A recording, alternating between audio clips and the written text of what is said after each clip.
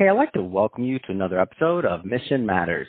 My name is Adam Torres, and if you'd like to apply to be a guest on the show, just head on over to missionmatters.com and click on Be Our Guest to apply.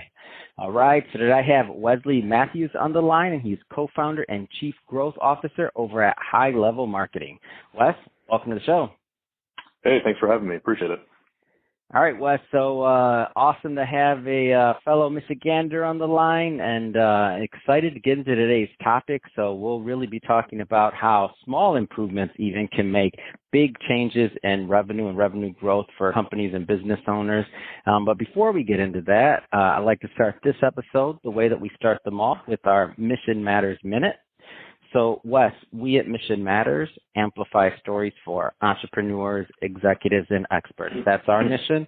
Wes, what mission matters to you? I think for me, making an impact to other fellow entrepreneurs, I think the reason why I'm in digital marketing and live in this world is because it's a very confusing, world out there in terms of digital marketing and what's effective and what's not.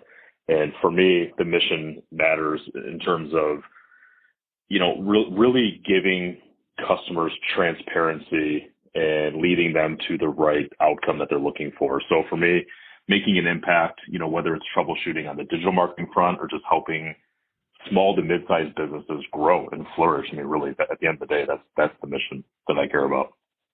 It's awesome. Love bringing mission-based entrepreneurs and executives on the line to share why they do what they do. Like, what gets them excited to go out there into the marketplace and make a difference. So great having you on. And I guess just get us kicked off. So what's your story? Like, how did you get started in the digital marketing arena? Back in 2006, I was moonlighting for a web company, and I was told through that organization that I could bring any types of customer into the door and we would deliver this phenomenal web experience and product for them. And, keep a long story short, they destroyed pretty much every relationship I brought in the door. And I thought to myself, there's got to be an easier solution to this, right? And as a sales guy, I'm like, look, at the end of the day, these customers don't necessarily care about the company. It's me, it's my reputation. And quite frankly, I want to do a great job. So I just kind of set this mission out to do it myself. So I slowly accumulated a couple of developers and had this idea and concept, which ultimately led into the birth of High Level Marketing. And my mission was to just do web a little bit differently and to be a transparent digital marketing company to small entrepreneurial run businesses. So that sort of spiked the first step in the process of just watching other marketing companies struggle and then also talking with entrepreneurs, and they were always frustrated with their marketing company. Nobody I ever talked to was really happy with the company they were working for, which was exciting for me. Man, 2006. So the question that's ancient when it comes to digital marketing. It wasn't even called that back then. So my next question, I don't want it to seem loaded because that's not the intention of it. And I know it's a big question, but I'm just interested in your vantage point because you're definitely you're tenured again in that space. So what right now in today's market like really excites you? Like what's one of those things that just you're like, man, we've come a long way since I started this business? I think the speed of data and transparency. So really, I mean, you can get so granular on your data if you want to be, right? In 2006, things were so antiquated and nobody really knew what digital marketing was, or you couldn't track anything. Today, with a lot of the technology out there, and quite frankly, a lot of technology that we've created and molded along the way really gives customers, deep insight to their business that they can digest easily, simply, and quickly. And that's what excites me is technology is so fast. There's so many things out there. To be quite honest, back in 2006, I thought I was going to have like a 5-year run in this industry. I thought web wouldn't really matter in 5 to 10 years. And today it's just as important. Even though it's simple, it's still a complicated topic, but just the technology and access is just excites me as to what's being developed along the way. Oh, that's awesome. Here goes a Michigan story for you, Wes. So I had a gentleman on the line, and his name is slipping right this moment, but he was really early on in SEO back in those days. And speaking of analytics, he told me stories about making phone calls to this little company named, Google, right? Back then, way back when. And you actually used to buy the words like by making a phone call to like get to get the search traffic. And they were buying that search term mortgage for none other than Dan Gilbert and Quicken Loans, or it was Rock Financial back then. So right in the beginning of it also, when you say data, I'm like, oh my gosh, can you imagine picking up the phone to call Google? Like we're talking way back. So Wes, let's dive further into today's topic. So the claim that maybe making small changes to websites or to web traffic, like how that can maybe, or I should say websites specifically, how that can make a difference in the revenue for business owners. Just to let you know, so a lot of business owners, entrepreneurs, and executives listen to this show, and they're looking for tips. They're looking for tips and just direction on what they should be thinking about. So is it possible that, a lot of people are leaving money on the table based on changes they haven't made on their websites? 100% all the time. I mean, really, it's what keeps us, making our customers satisfied. Because again, just like back in '06 until today, rarely do I meet companies that are customers who are extremely satisfied with their marketing company or digital marketing agency.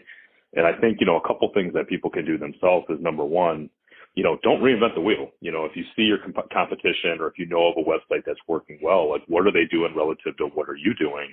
And I think one of the big things that people need to pay attention to today is just the user experience and like keeping it simple. Oftentimes people want to clutter websites, shove as much data and information as possible on that website, but really keeping it clean, keeping it simple, making a clear call to action. So if you're bringing me to your website or want me to on your website and you get me there, what do you want me to do? Is it call me, fill out the form? Is it to download some type of ebook to get my email and newsletter? Make sure you have crystal clear direction as to what you're trying to get from your visitor. That's number one. And just that simple piece of information can raise a lot of questions. Have a friend, a colleague, somebody go to your website and say, give me your feedback. Like what was your experience? What did you want to do when you got to the website? Another really important piece to this puzzle is what's called citations. And, to simply kind of round that out, it's getting your website attached to, hundreds of directories early on. Oftentimes we see people make big investments into backlinking, other types of SEO strategies. However, the most basic fundamental things are incomplete on their website, and that is called citations. So there's a very large company out of New York called Yext. They do not deal with the public anymore on the retail side, but they do work with digital agencies behind the scenes, and they provide this service on a scalable, sort of like a scalable framework. So for, not a whole lot of money per month, your website, which means your address, all your information can be verified amongst hundreds of, really relevant directories out there on the web. And the reason why this is important is, your website has content, it has your address, has your information, and that's signaling to other, places out there in the web. So these directories sort of verify your website out there on the web. That's going to ultimately help you build rankings throughout the search engine. So I know I just kind of said a lot, but, at the end of the day, look for simple things you can do. In my experience, people tend to complicate things and want to go for the most hardest sort of SEO juice, or they want the secret. But the reality is there's like little simple things that you can do. And the directories is one of the most overlooked or misunderstood things out there that can really drive good traffic and good value to your website. And we help customers with that. I mean, those are some of the basic things that we just sort of take care of when customers work with us. So thinking about, one of the reasons why you started the agency in the first place was you were thinking about how to deliver for your clients and how to, make good really on the promises that you're making where, I'm not saying that other people aren't trying but, sometimes people fall short.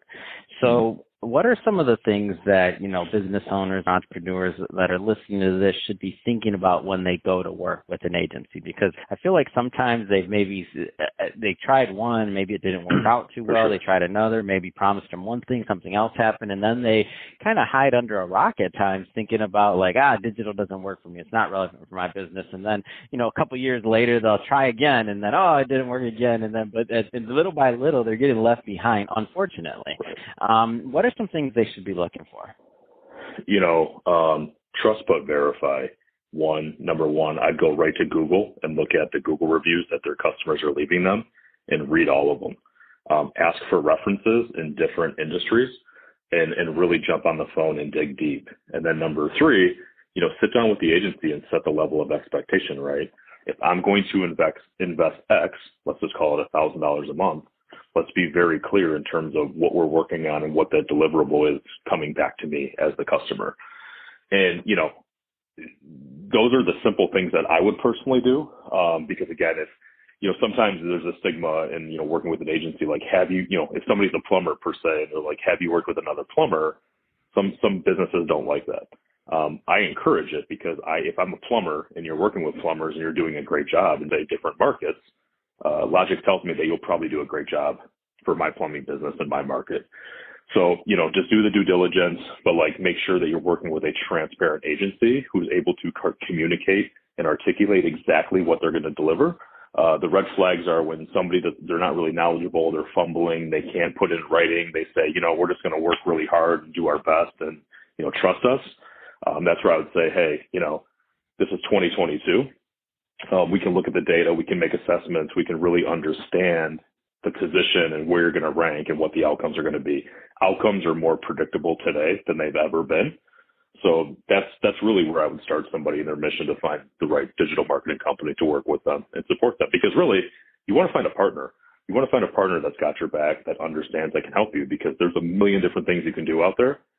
And you need to have the right resource and partner to say, hey, I heard about this, or what's going on here, and they can help guide and shape you into the future. And that's where we come in. We treat all of our customers like a white glove marketing strategy experience, because it's not just today. It's 2 years from now, 4 years from now, 12 years from now, and we adapt and change with you as your needs change. So that's where I would start. Now, obviously, there's no one trick or one thing that's going to take somebody to change their marketing or change them from, making outbound calls to inbound calls. But if you were to give maybe a top two or something like that, what are some things that people should be at least thinking about? So you mentioned, Yes was one, which of course they have to work through, as you mentioned, an agency to get, listed in the directory, things like that. So maybe give us another one or two that people should at least be thinking about. Content. What is the level of content on your website? Content's one of the most important things that you need to make an investment in. So for myself, if you task me with sitting down and writing some content, it would take me forever to do it. I'm not a great content writer.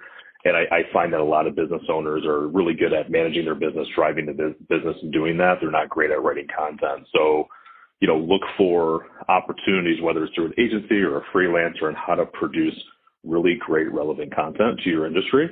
And then also look at doing that on an ongoing basis. And obviously with social media, LinkedIn, Facebook, Instagram, and all these things out there, you can use this content on multiple outlets. So that's really where I would start is, if you're a plumber, right? And, what are some of those topics that are important for people? And you can start to develop content to push that out there in the search engines. That's one of the best things that, if anybody ever says hey, in lieu of the SEO and everything you guys are doing for us, if you had to do one thing, what would it be? That's what it would be for me. That's going to drive the best bang for your buck.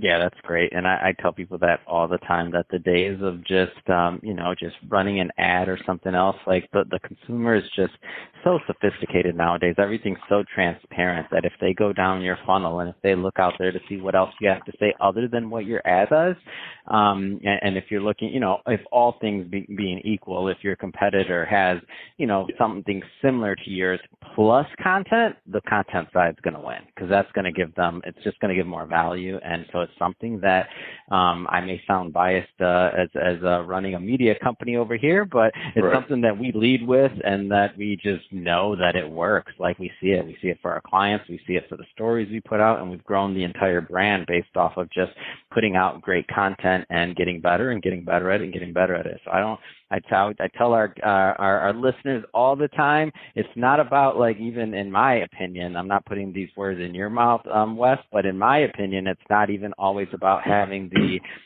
best, most polished, like, people are so forgiving nowadays. We started this show and we started all of this with an iPhone and with a headset, and and I mean the regular, like, wire, not even AirPods. AirPods weren't out yet, and I recorded over 300 episodes like that, and we built an audience before we even spent a dime, and we didn't have a website then, and that was it. So I tell people all the time, podcasting may not be your thing. If it is, great, start a podcast. If video's your thing, YouTube, do them all, whatever, but at least pick one. Writing, if you rather write, then do whatever feels good to you. But if you're not producing any type of content other than the ads that you put out to drive traffic, you're falling behind, because the people that are producing content, you can't just magically come up with years of content in a couple months because you know a light bulb goes off where, hey, we need content because this company's doing it. No, it doesn't work that way. Like, you got to have something going out. I don't care if it's one piece of content a month, one every other week, whatever you can do. That's not an ad per se, but just actual content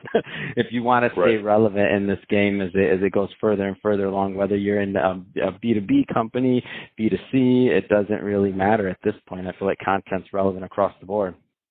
Yeah, and another big piece of that, I often tell people who are, want to put in the work or have a team, it's Google reviews. Like, to me, Google reviews are 10 to 20% of the entire algorithm. That's my opinion. And I think that, if you're in a service-based business or whatever business that has Google reviews, I mean, people are looking at reviews. I mean, I shop on Amazon pretty much for almost everything now, and I have like a filter set for 4 stars and up. I'm not even looking at the 3 stars peer reviewed. So I think that, customers who really pay attention there, or, know they've done a good job for a customer, reaching out to them, asking for those Google reviews, not to mention when you have those negative reviews, right? Because every business is going to get them. Nobody's, you're trying to provide services in the public. Not everybody's going to love you. It's how do you address and follow up to those negative reviews? And I think that's often an overlooked avenue that I always tell people, like, that's where you want to spend your time, because that's where you can win customers. I actually had a basement finishing company do a job for me in my home. And I told the guy, I was very vocal. I said, I have 3 issues with getting my basement built. Number one, the contractors have to come through my home every day for like 3 months to do the job. They got to come in through my garage, go down through my kitchen, and they're in and out all day. So the negative connotation that I've had around contractors is they're constantly going outside, they're smoking, they're on the phone, it's disruptive, and I didn't want to deal with that per se. So that was like getting it, not really great for them. So I addressed all these concerns early on, and this company did an amazing job. And they were super attentive, and every day they were here for 3 months. Every day when they left, they vacuumed the stairs. They were so kind to my family, and these guys were amazing. Well, the one thing I did is I wrote this Google review, and I laid out my challenges in terms of why I didn't want to get my base done, and how I worked with them, and how they overcame those objections and delivered. I still get calls to this day from that company, and we still do a lot of business because they're like, so many people have read that review you've left and literally have told us that they've signed us and use us because of that review. So it's kind of like, when you get an authentic, non-interested third party promoting your company, that does so much psychologically to the next buyer, and you have no idea the impact that's going to make. So for me, it's just something that, if digital marketing went away tomorrow, Google reviews in general are just, that's the gold standard today. 100%. Awesome. Well, Wes, I can talk to you all day about digital marketing. I know we just barely scratched the surface on your knowledge and what you're also, you and your team are capable of at high-level marketing. But it's about time for this episode. So that being said, if somebody's listening to this and they want to connect with you and your team, what's the best way for them to reach out? You can go to highlevelmarketing.com. You can take a look at our website. You can hit our contact form there. if you want to reach out to me personally, probably the best way is LinkedIn, actually. It's Wesley Matthews, Matthews with one T. You can find me on LinkedIn. I love talking to fellow entrepreneurs. I love talking to small businesses about the future and what the capabilities are. So love to have a conversation if you're up to it. Awesome. And yeah, we'll put all of that information in the show notes so that our listeners can just click on the link and head right on over. And speaking of the listeners, if this is your first time listening to Mission Matters program, we're all about bringing on executives, entrepreneurs, and experts and having them share why they do what they do, like what gets them excited and what kind of value can they bring to the marketplace. If that's the type of content that interests you or excites you, we definitely welcome you to hit that subscribe button because we have many more mission-based individuals coming up on the line, and we don't want you to miss a thing. And Wesley, it really has been a pleasure. Again, great to have another Michigander on the line, and appreciate you coming on. Thanks. I appreciate it.